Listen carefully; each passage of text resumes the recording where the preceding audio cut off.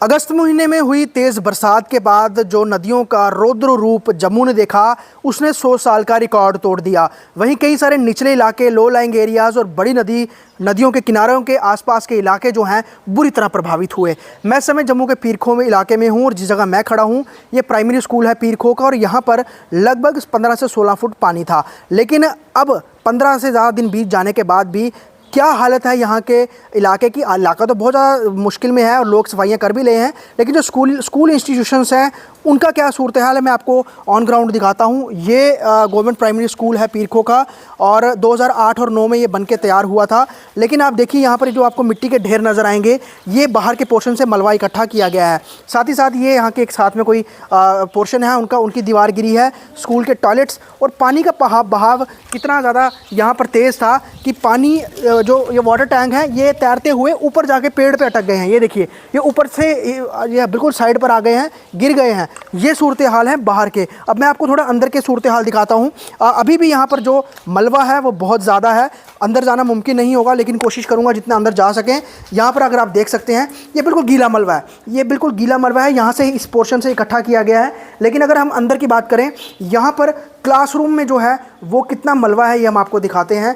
किस तरह से यहाँ पढ़ाई होगी, कब यहाँ पर साफ़ सफाई होगी, ये बहुत बड़ा प्रश्न चिन्ह है। अंदर की चीज़ें जो हैं काफ़ी ख़राब हो गई हैं।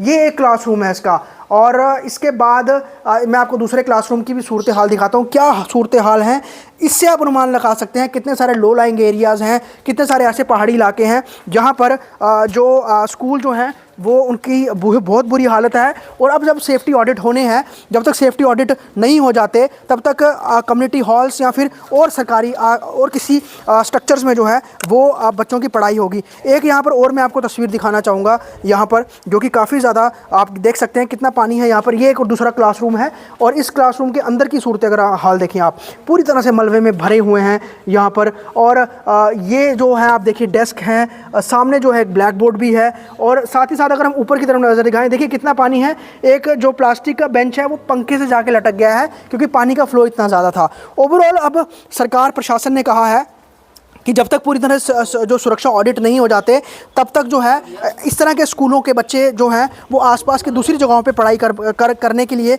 उनकी व्यवस्थाएं जो की गई हैं। ओवरऑल बाकी स्कूलों के जिनके ऑडिट हो गए हैं, जिन्हें सेफ्टी सर्टिफिकेट मिल गए हैं, 10 सितंबर से उन्होंने क्लासेस लगाना शुरू कर दिए हैं, बच्चे स्कूल जाना शुरू हो गए हैं। लेकिन बहुत बड़े इलाके, बहुत बड़े ऐसे अभी भी इलाके हैं जहाँ पर स्कूलों के ऑडिट नहीं हुए हैं, इवन कि स्कूलों की सफाई भी नहीं हुई है। तो साफ तौर पर यहाँ पर पढ़ाई करना बहुत ज़्यादा पॉसिबल नहीं है। जब तक इनकी पूरी तरह से ऑडिट नहीं होगी या चीज़ें ख़राब हो गई हैं, डैमेज हो गई हैं, वो रिप्लेस नहीं होंगी, तब तक यहाँ बच्चे नहीं पढ़ पाएंगे।